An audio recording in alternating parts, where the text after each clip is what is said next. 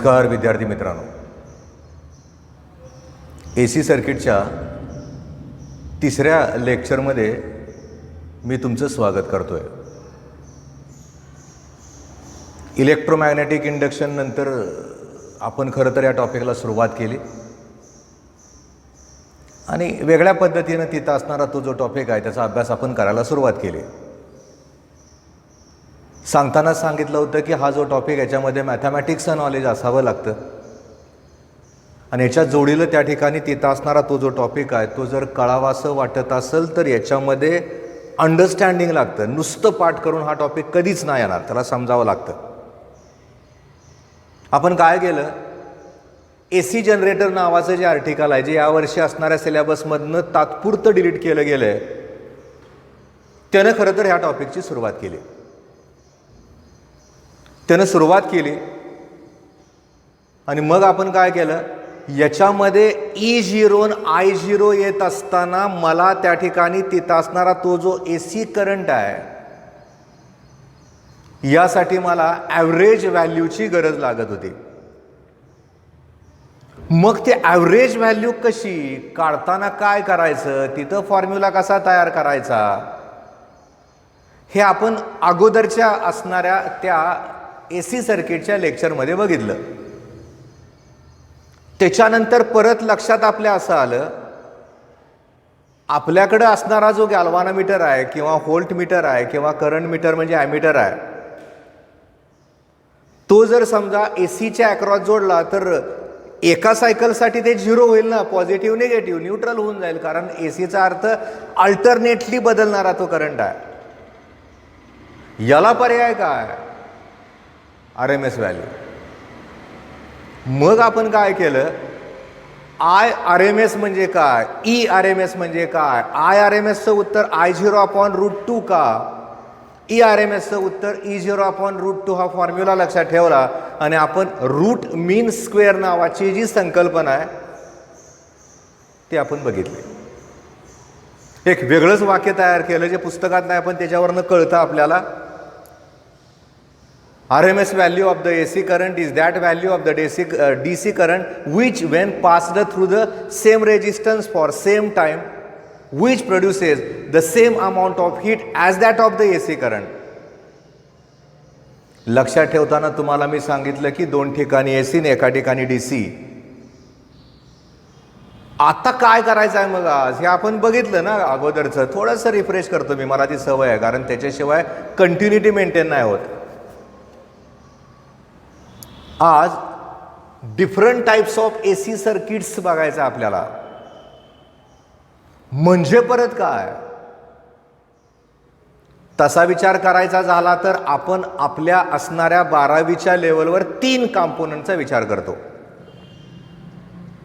कुठले 3 कॉम्पोनंट आहे, एक रेजिस्टर, इंडक्टर आणि कॅपॅसिटर. रेजिस्टरला रेजिस्टन्स आहे, इंडक्टरला इंडक्टन्स आहे, कॅपॅसिटरला कॅपॅसिटन्स आहे. आपल्याला काय करायचं आहे, जर समजा अल्टरनेटिंगचं जे व्होल्टेज आहे ते रेजिस्टरच्या अक्रॉस जोडलं तर काय होईल, EMF आणि करंट कसे असतील. कारण काल काय केलं आपण, फेजर नावाची एक संकल्पना बघितली. एखादं जर अल्टरनेटिंग सर्किट मला जर सिम्प्लिफाईड करायचं झालं तर त्याला मला त्या ठिकाणी तिथं असणाऱ्या अल्टरनेटिंग करंटला आणि अल्टरनेटिंग व्होल्टेजला रोटेटिंग व्हेक्टरनं रिप्रेझेंट करायचं आहे. हे जे व्हेक्टर्स आहेत त्याला फेजर्स म्हणतात आणि ॲक्च्युली त्या ठिकाणी त्या 2 व्हेक्टर्समधला जो फरक आहे तो फेज डिफरन्स एवढा असतो. आणि अशी जर आपण डायग्रॅम काढली, फेजर डायग्रॅम झाली, म्हणजे आपल्याला इथं कळावं लागणार आहे. कळतंय आता जास्त कळत जाईल. ती डायग्रॅम काल काढली होती, आपण बघितले. मी काय म्हणलंय, ती डायग्रॅम कळली चांगली गोष्ट आहे, कारण ती तशीच विचारणार नाहीत परीक्षेमध्ये. त्याचं इम्प्लिमेंटेशन आहे, त्याचं ॲप्लिकेशन आहे, त्याला पुढं आपल्याला घेऊन जायचं आहे, त्याला पुढं आपल्याला बघायचं आहे. आणि तसं जर तिथं पुढं जर आपल्याला बघायचं झालं तर मग काय करायचं तो विचार आपण इथं करतोय. आणि तसा विचार करत असताना पहिल्यांदा आपण विचार काय करायचा आहे बघा. मला इथं विचार करत असताना मी रेजिस्टरचा पहिल्यांदा विचार करणार आहे. तर मी इथं आकडा ए लिहितो. AC voltage applied across resistor असं लिहितो मी. आता काय मग कसं बघायचं काय करायचं हाही भाग तितकाच महत्वाचा आहे ना. माझ्याकडं एक रेजिस्टर आहे की ज्याचा रेजिस्टन्स R आहे. त्याला कसं दाखवणार मी. समजा या ठिकाणी इथं असणारा हा माझा रेजिस्टन्स आहे किंवा रेजिस्टर आहे आणि त्याच्या अक्रॉस मी या ठिकाणी या पद्धतीनं तिथं असणारं ते जे EMF आहे ते अप्लाय करतो. सिम्बॉलिक रिप्रेझेंटेशन नक्की लक्षात ठेवा. मी ज्या वेळेस या प्रकारचं EMF इथं अप्लाय करतो त्यावेळेस त्या ठिकाणी तिथं असणारं ते जे EMF आहे ते माझं झालं E is equal to E0 sin omega t. म्हणजे आता आपल्याला काय करावं लागतं या पद्धतीनं त्या ठिकाणी तिथं असणाऱ्या त्या संकल्पनेचा विचार करत असताना इथं यात आपण काय यूज केलं तर पहिलं एक इक्वेशन लिहून टाकूयात. E is equal to E0 sin omega t नावाचं EMF आपण R एवढ्या रेजिस्टरचा रेजिस्टन्स आहे त्याच्या अक्रॉस जोडलं. मी इथं रेजिस्टन्स ऑफ रेजिस्टर असं लिहितो म्हणजे जास्त क्लिअर होईल. बरं आपल्याला ओमेगा म्हणजे काय ते माहिती आहे ना. आपण 1000 वेळा वापरलंय ते. याला आपण म्हणणार आहे अँग्युलर फ्रिक्वेन्सी. म्हणजे इथं बघत असताना आपल्याला विचार करावा लागेल की बाबा E is equal to E0 sin omega t एवढं जर EMF रेजिस्टरच्या अक्रॉस जर मी जोडलं तर मला त्या ठिकाणी तिथं असणारा तो करंट किती मिळेल त्याचं मला उत्तर काढायचं आहे. आणि तसं उत्तर काढत असताना मला माहिती असणाऱ्या एका संकल्पनेचा आधार वापरावा लागेल. ओहम्स लॉचा वापर करून मला त्या ठिकाणी तिथं असणारं ते जे उत्तर आहे ते काढावं लागेल. ओहम करंट इलेक्ट्रिसिटी मधलं वेल नोन असणारं नाव आहे ते. मी तर म्हणतो 100% विद्यार्थ्यांच्या डोक्यात असतं की जिथं कुठं ओहम्स लॉ आहे त्या ठिकाणी हा फॉर्म्युला आपण वापरणारच आहे. V is equal to IR. इथं V नाही ना आपण इथं EMF चा विचार करतोय. त्यामुळे आपण काय करूयात याला E ने रिप्लेस करूयात आणि आहे तसं इक्वेशन इथं लिहून टाकूयात. E is equal to IR. मग मी काय करणार आहे आयचं उत्तर मला काढायचं आहे. इथं E अपॉन R लिहिणार आहे. E ची किंमत इक्वेशन नंबर 1 वरनं लिहिणार आहे. E0 sine omega t upon R. इथं 100% लक्षात ठेवा. मी E ला R न भागल्यावर माझं उत्तर येणार आहे I. पण मी जर समजा असणारं जे इक्वेशन आहे ते आता थोडंसं या पद्धतीनं लिहितो. इथं साइन ओमेगा t लिहितो. मग E0 अपॉन R म्हणजे काय थोडं लॉजिक सुद्धा विचारात घ्यायात. E अपॉन R केल्यानंतर जर I येत असेल तर E0 अपॉन R केल्यानंतर I0 येतं. त्यामुळे या ठिकाणी लिहून टाकूयात I0 साइन ओमेगा t आणि मी त्याला इक्वेशन नंबर 2 देऊन टाकतो. कशी इक्वेशन्स आलीत बघा. एकदम सोपा आहे खरं तर. मला different types of AC circuit या टॉपिकसाठी बघायचं झालं तर मी मगाशी पण सांगितलं होतं आत्ता पण सांगतो मला गणित आणि फिजिक्स याची सांगड घालावी लागते मग ते मला येतं. मुळात मी काय केलं E is equal to E0 sine omega t नावाचं अल्टरनेटिंग EMF R या रेजिस्टरच्या अक्रॉस जोडलं. तसं ते तिथं जोडल्यानंतर मी ओहम्स लॉचा वापर केला. E is equal to IR लिहिलं. V is equal to IR च्या ऐवजी I is equal to E upon R लिहिलं. E च्या ठिकाणी E0 sine omega t upon R घेतलं. E0 अपॉन R म्हणजे I0. माझ्याकडचं इक्वेशन तयार झालं. I is equal to I0 sine omega t. थोडं जर गणित कळलं, थोडं ऑसिलेशन कळलं, थोडं फेज कळला तर नक्की लक्षात येतं E is equal to E0 sine omega T आहे, I is equal to I0 sine omega T आहे. दोघातला फेज डिफरन्स किती? करेक्ट आहे, झिरोच, कारण सेमच आहे ना, काय फरक आहे दोन्ही. जर समजा त्या ठिकाणी तिथं असणाऱ्या त्या दोघांमधला जो फेज डिफरन्स आहे तो जर झिरो असेल आणि त्याला डायग्रामॅटिकली मला रिप्रेझेंट करायचं झालं तर मला ते कसं रिप्रेझेंट करता येईल बघा. समजूया तिथं झिरो आहे, या ठिकाणी π/2 आहे, इथं पाय आहे, इथं 3π/2 आहे आणि या ठिकाणी 2π आहे. आपण फक्त एका कंप्लीट सायकलचा विचार करतोय. त्या ठिकाणी मी आता विचार केला पहिल्या असणाऱ्या ईचा, कारण आपण ॲप्लाय ई केलंय, ईचा विचार केल्यानंतर त्या ठिकाणी तिथं असणारा तो जो ग्राफ आहे त्याचं जे नेचर आहे ते नेचर माझं या पद्धतीनं झालं. इथं खरं तर ई और आय लिहिणार आहे आणि या ठिकाणी मला ओमेगा टीच्या किमती घ्यायच्यात. मी जर असं बघितलं तर मला त्या ठिकाणी तिथं असणारी ती जी किंमत आहे कळतं ना आपल्याला. पीक EMF आहे ते पीक. पीकला आपण कुठला सिम्बॉल वापरतो? E0. याचा अर्थ इथं जर बघितलं तर हे -E0 झालं. दोघांचा विचार केला तर दोघांमध्ये फेज डिफरन्स तोच आहे, सेम आहे. फेज डिफरन्स 0 झाला, फेज तोच आहे. आणि तसं जर झालं तर मला या ठिकाणी इथं असणारा हा जो ग्राफ आहे याला या ठिकाणी जर दाखवायचं झालं तर त्याचं जे नेचर आहे ते माझं या पद्धतीनं असेल. हा माझा आयचा ग्राफ आहे आणि या ठिकाणी माझा इथला जो ग्राफ आहे तो ईचा ग्राफ झाला. याचा अर्थ असा झाला, इथं जर मी या पद्धतीनं केलं तर ते I0 झालं आणि इथं जर या पद्धतीनं केलं तर ते -I0 झालं. आपल्याला ग्राफवरनं नक्की कळतं की ॲक्च्युली आपण EMF कशाच्या अक्रॉस जोडलंय. हे इतकं महत्त्वाचं आहे, इतकं कळत राहतं ते.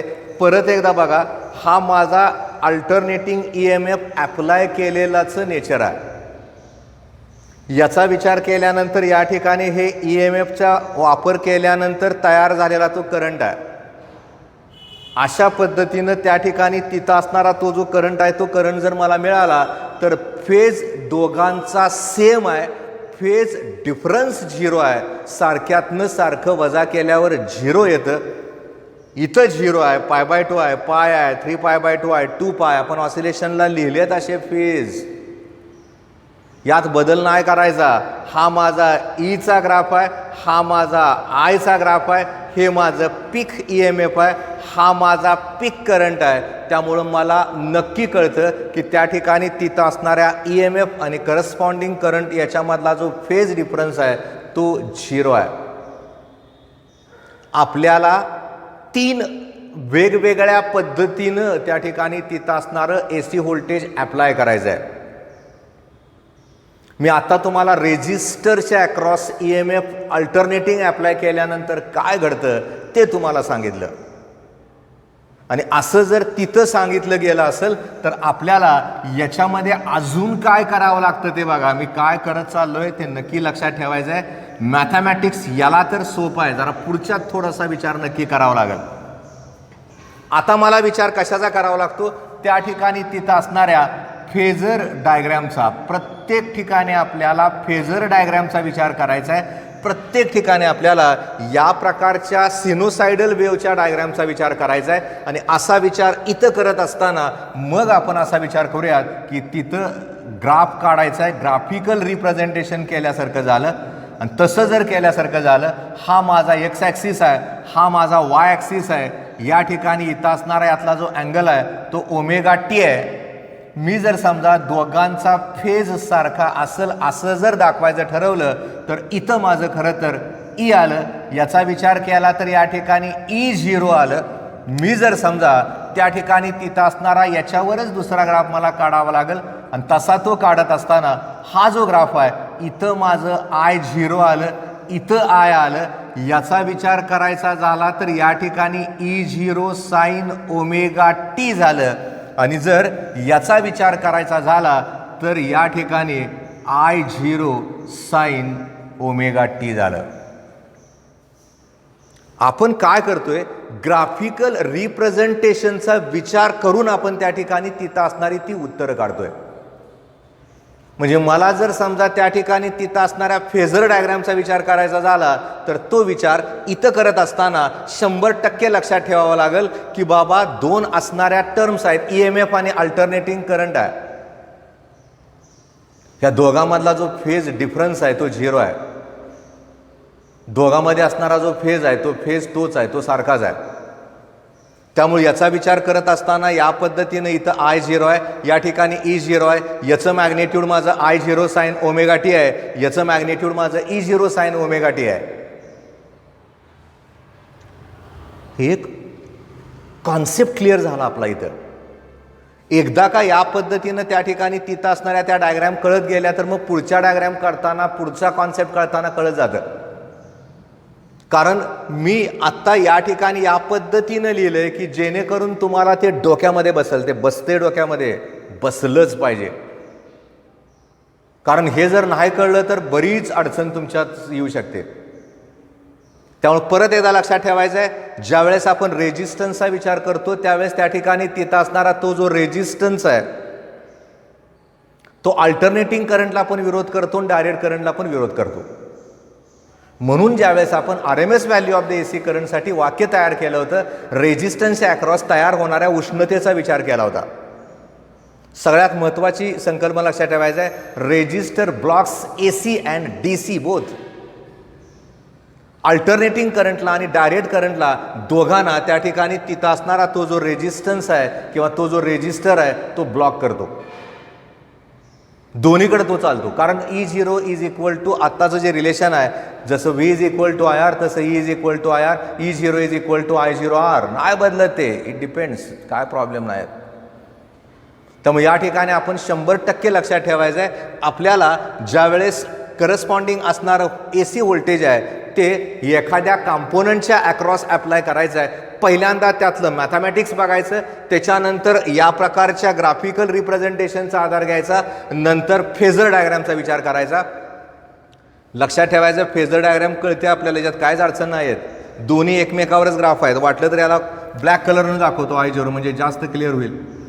हे दोन्हीच्या दोन्ही एकमेकावर आलेले ग्राफ आहेत. त्यामुळे आपण नक्की सांगू शकतो या असणाऱ्या अल्टरनेटिंग EMF आणि अल्टरनेटिंग करंटमधला जो फेज डिफरन्स आहे तो फेज डिफरन्स 0 आहे.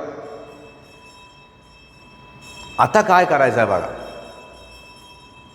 आपल्याला एकदा का हे कळलं का मी काय करतो, आता या ठिकाणी फेजर डायग्रामचं नाव तात्पुरतं ठेवतोय आणि या असणाऱ्या कॉन्सेप्टला आता थोडंसं मला बदलायचं आहे. मी कसं करतोय ते बघत चला. मी फक्त आता याला इथं पुसतोय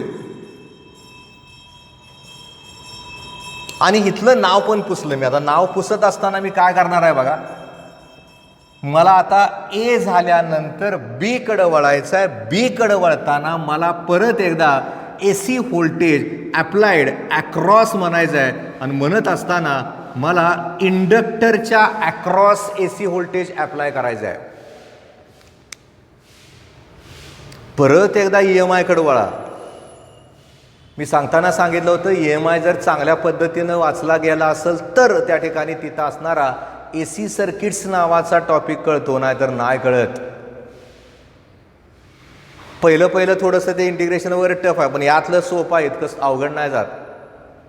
तिथं काही ठिकाणी तर परीक्षार्थी होऊन ते वाचा पाठ करा लक्षात राहतं, तसं इथं परीक्षार्थी नाही व्हावं लागत. इथं कळतेच, 100% कळतं.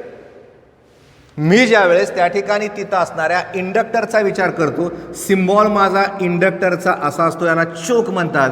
इंडक्टरचा इंडक्टन्स जो आहे त्याला रिप्रेझेंट करताना L न करतात. रेजिस्टरचा रेजिस्टन्स R न, इंडक्टरचा इंडक्टन्स L न, कॅपॅसिटरचा कॅपॅसिटन्स C न. म्हणजे आपल्याला एक्झॅक्टली काय करायचं आहे, कसं करायचं आहे हे इथं कळतं आणि ते कळावं लागतं. त्यामुळे इथं 100% लक्षात ठेवा. मी फक्त आता काय करतोय, तुमच्या पुस्तकात दाखवले म्हणून इथे की टाकतो, की नसली तर चालते पण तात्पुरतं टाकून ठेवूया दाबा. आता कसं झालं बघा, आपण त्या ठिकाणी तिथं असणाऱ्या त्या इंडक्टरच्या अक्रॉस अल्टरनेटिंगचं EMF अप्लाय केलंय. ज्यावेळेस तुम्हाला इलेक्ट्रोमॅग्नेटिक इंडक्शन शिकवला जातो त्यावेळेस तुम्हाला सांगितलेलं असतं त्याच्यामध्ये एक प्रकारचा सेल्फ इंडक्टन्स तयार होतो. The phenomena in which an EMF is induced in the coil due to change in current in the same coil. त्याच कॉइलमध्ये बदलणाऱ्या करंटमुळे जर तिथं EMF तयार होत असेल तर तो जो फिनॉमेना आहे त्याला सेल्फ इंडक्टन्स म्हणतात आणि त्याला इंडक्टर असतो. ट्रान्सफॉर्मर तुम्हाला शिकवलं गेलं, तुम्हाला माहिती आहे ते, तो म्युच्युअल इंडक्टन्स नावाच्या कॉन्सेप्टवर काम करतो. आणि इथं लक्षात ठेवायचं आहे या असणाऱ्या कीला क्लोज केल्यानंतर या असणाऱ्या कॉइलमधनं जो करंट आहे तो सतत बदलणार आहे, कारण तो अल्टरनेटिंग करंट आहे. आणि लेन्झ लॉचा विचार जर केला तर त्याच्यामध्ये एक प्रकारचं EMF तयार होईल.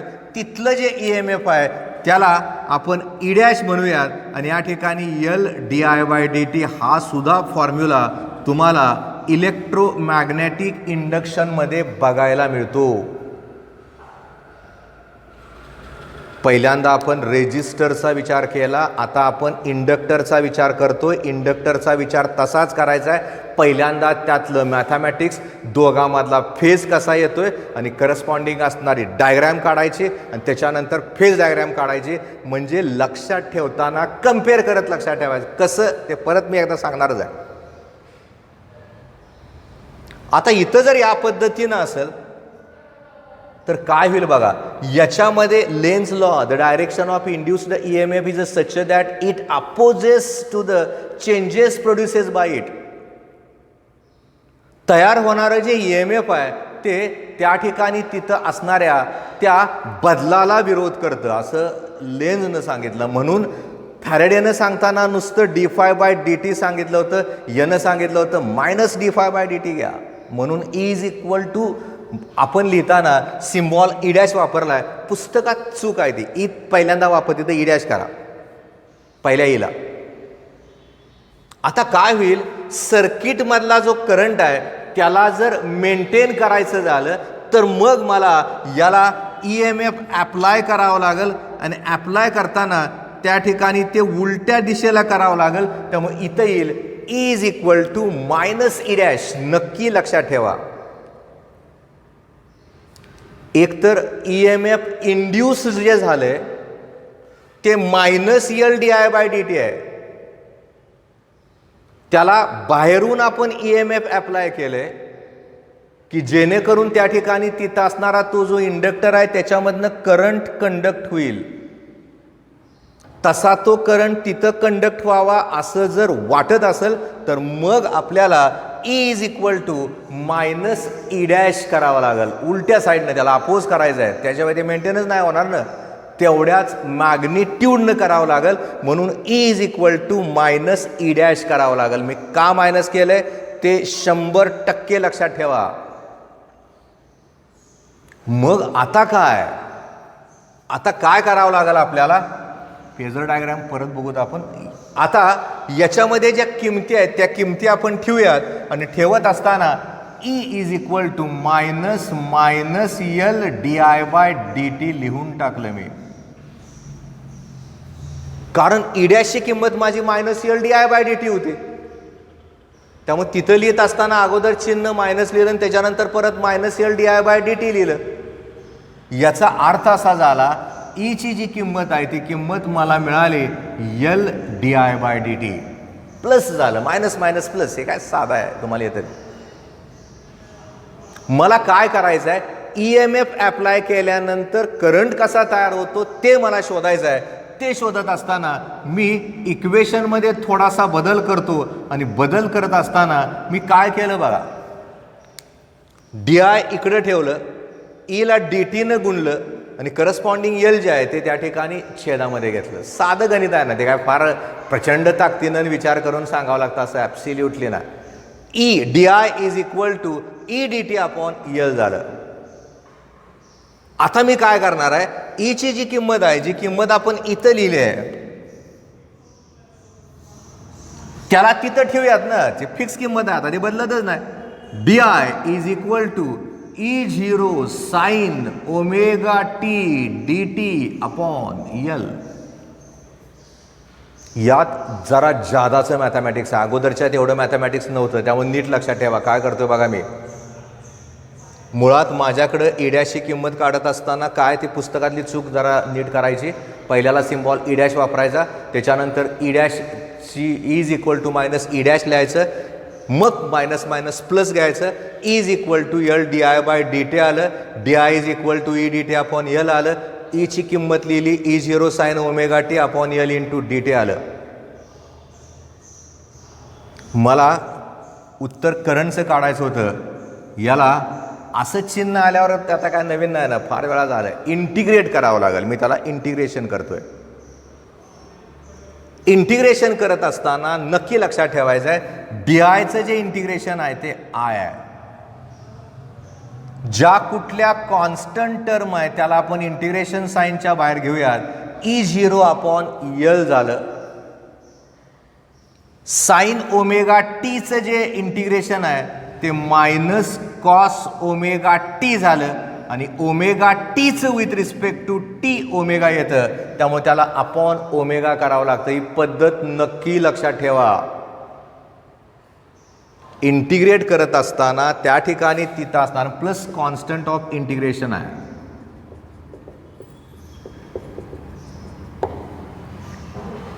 कसं केलंय ते परत एकदा बघा, कारण हे फार महत्वाचं आहे. डी आयचं इंटिग्रेशन घेतलं, माझं उत्तर आय आलं. ज्या टर्म्स कॉन्स्टंट होत्या त्यांना इंटिग्रेशन साइनच्या बाहेर घेतलं, sign omega T upon D T आतमध्ये येऊ शकतं. मी स्टेप ती तात्पुरती टाळले, म्हणजे तुम्हाला ते कळते म्हणून टाळले. Sign omega T D T आतमध्ये राहिलं, त्याचं मला इंटिग्रेशन घ्यायचं होतं.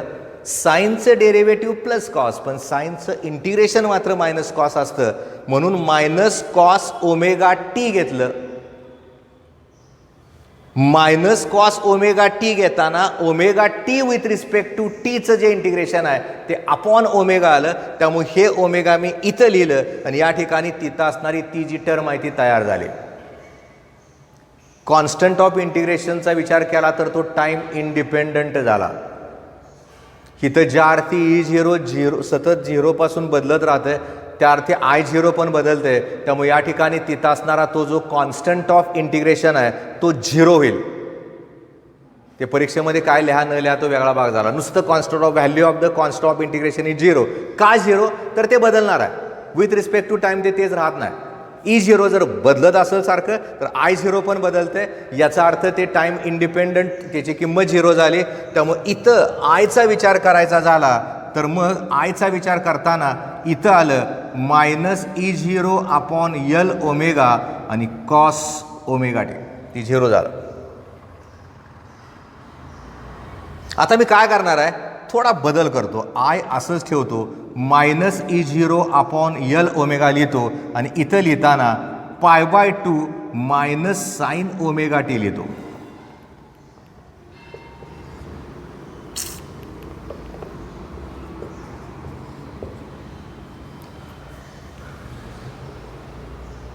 कसं केलंय ते बघा. आपण इथं लिहित असताना या पद्धतीनं ती जी टर्म आहे ती टर्म तयार करतोय. खरं तर आपल्याला या ठिकाणी तिथं असणारी ती जी टर्म आहे ती टर्म कशी तयार करायची आहे बघा. या असणाऱ्या टर्मला इथं मी काय म्हणलं होतं, मॅथमॅटिक्सची मला गरज आहे, आणि कॉस ओमेगा टीचा विचार जर करायचा झाला तर कॉस ओमेगा टी म्हणजे π/2 मायनस साइन ओमेगा टी असतं. हे तुम्हाला यावं लागतं, त्याला काहीच पर्याय नसतो. त्यामुळे इथं लिहित असताना मी काय केलं, minus E0 upon L omega केलं, π/2 मायनस साइन ओमेगा टी घेतलं,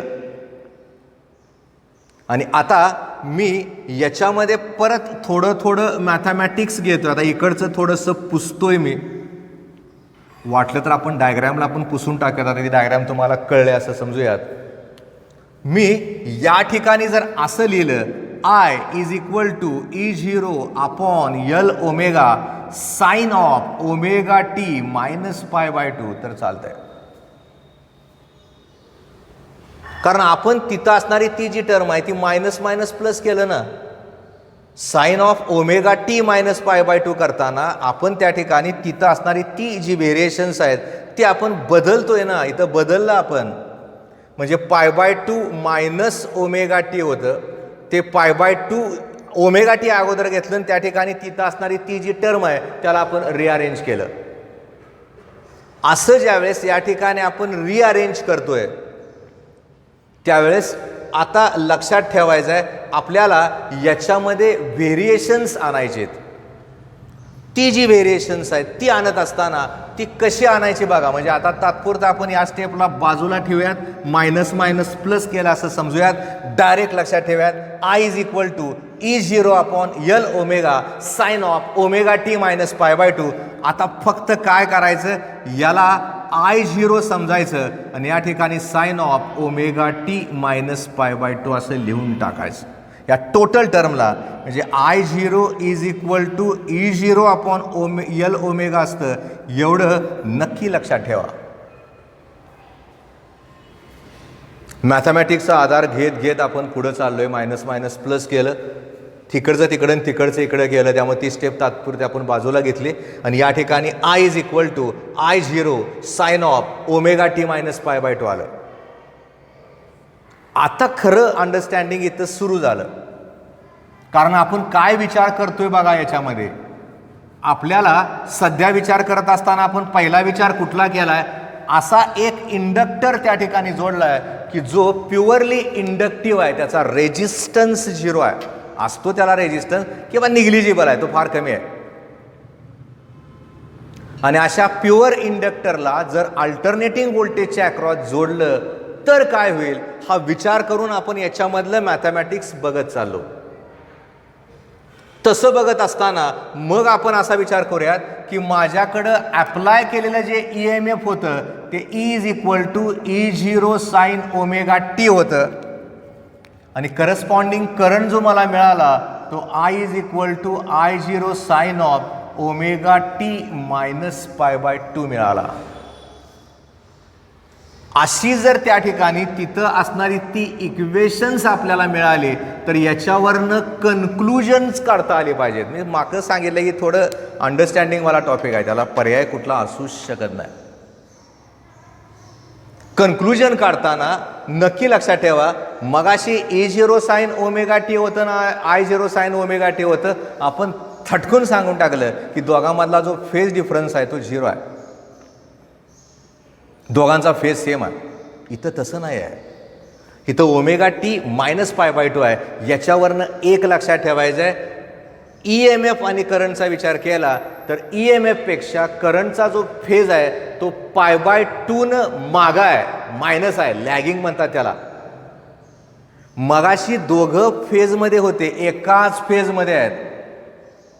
ज्यावेळेस आपण इंडक्टरचा विचार करतोय त्यावेळेस EMF आणि करंटचा विचार करत असताना EMF पेक्षा करंट π/2 एवढ्या फेजनं लॅग होतोय, तो मागं जातोय. याला आपण ग्राफिकल रिप्रेझेंटेशन करू शकतो किंवा फेजर डायग्रॅमनं पण त्याला रिप्रेझेंट करता येतं. कसं ते बघा. आपण आता असा विचार करूयात की आपण त्या ठिकाणी पहिल्यांदा मगाशी जे दाखवलं होतं त्याच पद्धतीनं दाखवूयात. इथं 0 आहे, इथं π/2 आहे, इथं पाय आहे, या ठिकाणी 2π आहे. पहिला जो ग्राफ आहे तो आपला जसाच्या तसा आपण दाखवूयात, त्याच्यामध्ये कुठलाच बदल नाही. कारण आपण त्या ठिकाणी तिथं असणारं ते जे EMF आहे ते E is equal to E0 sine omega टीच अप्लाय केलं होतं, ते तसंच राहिलं. याचा अर्थ असा झाला, हा जो ग्राफ आहे तो ग्राफ माझा ईचा झाला, जसाच्या तसा दाखवला. आता कसं होईल बघा. मगाशी आपण काय केलं, याच्यावरच करंटचा दाखवला कारण दोघं एका फेजमध्ये होते. आता तसं नाही ना, π/2 न मागा आहे.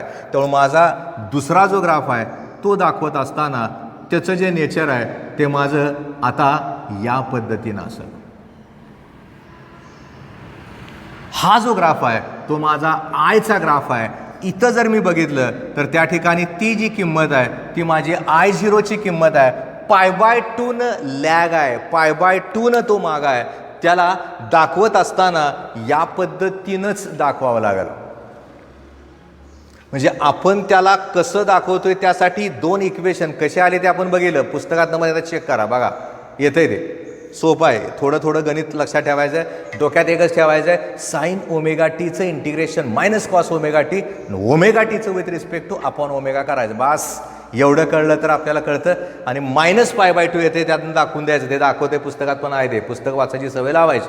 त्यामुळे E = E0 sine omega T असताना I = I0 sine of omega T -π/2 येतं. एवढं नक्की लक्षात ठेवायचं, काय त्यात अवघड जात नाही, कळतंय ना ग्राफ. हा मागं पडला ना, π/2 मागं पडला, त्यामुळे इथनं खाली दाखवा असा. कारण आपल्याला कंडेन्सरचा विचार करताना वेगळंच काय तर घडणार आहे, रेजिस्टरचा विचार करताना वेगळंच घडलं होतं. आत्ता तर समोर फळ्यावर आहे तुमच्या की कसं घडतंय ते. त्यामुळे एक्झॅक्टली कुठल्या ठिकाणी काय घडलं आणि कसं घडलं ते जर कळावं असं वाटत असेल तर या पद्धतीनं त्या ठिकाणी तिथं असणारा तो जो ग्राफ आहे त्याचं जे रिप्रेझेंटेशन आहे ते आपल्याला नक्की कळावं लागेल. ते कळतंय आता, नाही अडचण येत. मग तुम्ही म्हणाल या पद्धतीनं तुम्ही दाखवत असताना याला फेजर डायग्रामचा कसा विचार करायचा, तिथं फेजर डायग्राम दाखवायची कशी, कारण मगाशी वेगळं होतं ना. म्हणजे आता आपण त्या ठिकाणी तिथं असणाऱ्या त्या फेजर डायग्रामचा विचार करूयात. कुणासाठी? इंडक्टरसाठी. आता फरक काय आहे, π/2 फेज करंटचा माग आहे, म्हणजे करंटपेक्षा EMF π/2 पुढं आहे आणि करंट EMF पेक्षा π/2 माग आहे. कोण पुढं कोण माग हे असं जंबल होत राहतं ते मायनस. त्यामुळे एकाच लक्षात, आपण अप्लाय काय केलं, EMF, मागं कोण पडला, करंट. मगाशी अप्लाय काय केलं, EMF, बरोबर कोण चालला, करंट. आता त्याला फेजरनं दाखवायचं आहे आणि तसं त्याला तिथं दाखवलं जात असताना मुळात इथं लक्षात ठेवा, मगाशी जसं दाखवलं होतं तसं आता इथं पण दाखवूयात. याचा विचार करत असताना इथं बघितलं तर ते माझं E झालं, या ठिकाणी माझं E0 झालं आणि आपल्याला माहित आहे ओमेगा टी अँटी क्लॉकवाईज डायरेक्शननं आपण दाखवतोय, पण लॅगिंग आहे ना, ते मागं पडतोय. कितीनं करंट मागं पडतोय, π/2 मागं पडतोय. आणि तो असा दाखवताना मला त्याचा विचार जर करायचा झाला तर मग तो जो करंट आहे तो इथं दाखवावा लागेल आणि असा दाखवताना हा 90 डिग्रीमध्ये दाखवावा लागेल. याचा विचार केला तर इथं लिहिताना I0 sine of omega T -π/2 दाखवावं लागेल. याचा अर्थ इथं जर बघितलं तर ते माझं I असेल. आपल्याला त्या ठिकाणी लक्षात ठेवायचं आहे, आपण विचार करत असताना खरं तर अँटी क्लॉकवाईज असताना हे क्लॉकवाईज का दाखवलं, खालच्या दिशेला का दाखवलं. प्लस असतं तर वर गेलं असतं, मायनस आहे ते खाली यावं लागणार, उलट्या दिशेने घ्यावं लागणार. आपण याला इकडून इकडं आणलं म्हणजे क्लॉकवाईज आणलं, पण ॲक्च्युली आपली फेजर डायग्राम काढताना आपण अँटी क्लॉकवाईजचा विचार करतोय. ओमेगा टी म्हणजे त्याच्यामधला असणारा अँगल आहे, ओमेगा टी -π/2 आहे, त्यामुळे इकडच्या बाजूला ते दाखवावं लागेल. त्यामुळे I0 sine of omega T -π/2 ही खरं तर त्या ठिकाणी तिथं असणारी ती टर्म तयार होईल. आणि तशी असणारी ती जी टर्म आहे ती टर्म म्हणजे आपल्याला सांगून जाते EMF आणि करंट याच्यामधलं नातं काय ते. एक वेगळं आर्टिकल, वेगळी संकल्पना आहे. आपण आज जे बघितलंय करंट आणि EMF, त्यामुळे पहिल्यांदा डोक्यात ठेवायचंय आपल्याला different types of AC circuit नावाचं आर्टिकल सिलेबसमध्ये आहेच. मी जे काय काय शिकवतो ते नसताना पण सांगतो तुम्हाला हे नाही म्हणून, पण ते शिकवलेलं असतं. त्याचं कारण असतं की आपल्याला कळावं म्हणून, पण ते कळून ते पाठ नाही करायचं, हे करावं लागेल, हे विचारणार आहेत. त्यामुळे एखाद्या AC सर्किटच्या अक्रॉस किंवा रेजिस्टरच्या अक्रॉस AC व्होल्टेज अप्लाय केलं तर पहिल्यांदा परीक्षार्थी व्हा E0 sine omega T I0 sine omega T. नक्की कळते, त्यात कायच अवघड नाही. ते मगाशी मी सांगितलं त्या पद्धतीनं जावा. ज्यावेळेस आपण इंडक्टन्स आणि इंडक्टरचा विचार करतोय, रिप्रेझेंट कसं करायचं तुम्हाला सांगितलं. सिम्बॉलिक रिप्रेझेंटेशन नीट लक्षात ठेवा. कॉईल आहे ती, चोक म्हणतात त्याला. त्याच्या अक्रॉस E म्हणजेच इंडक्टरच्या across E E0 sine omega T नावाचं EMF अप्लाय केल्यानंतर करस्पॉन्डिंग करंट जो आहे तो I0 sine of omega T -π/2 झाला. इथं हा जो इंडक्टर आहे तो AC ला पास करतो आणि DC ला ब्लॉक करतो. तर ह्या वेगवेगळ्या संकल्पना याच्यामध्ये येत जातात. त्या सगळ्या संकल्पना आपण अजून एकदा रिपीट वेगळ्या पद्धतीनं बघणारच आहोत. पण तशा त्या बघण्यापूर्वी अगोदर ती आर्टिकल वेगवेगळी करायची, नंतर आपण एकत्रित घेऊन त्याला उत्तरात यायचं आहे. अजून याच्यावरनं काय आर्टिकल तयार होणार आहेत, इंडक्टिव्ह रिॲक्टन्स, कॅपॅसिटिव्ह रिॲक्टन्स, ते आपण तिन्हीला कंबाईन करून मग शेवटी घेणार आहेत. फक्त इथं लक्षात ठेवायचं की I0 आपण E0/L ओमेगाच्या ऐवजी वापरलं होतं.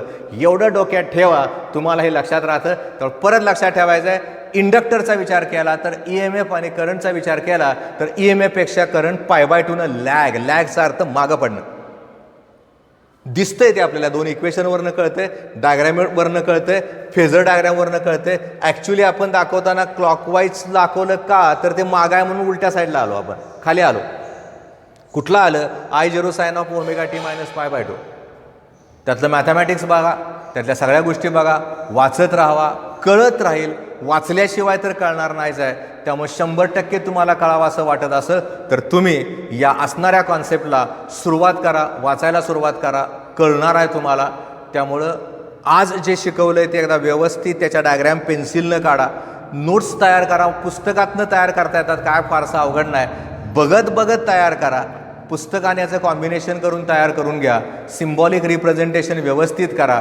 तुम्हाला 100% जी 2 आर्टिकल्स आज शिकवली ती कळणार आहेत, ती कळतायत आपल्याला.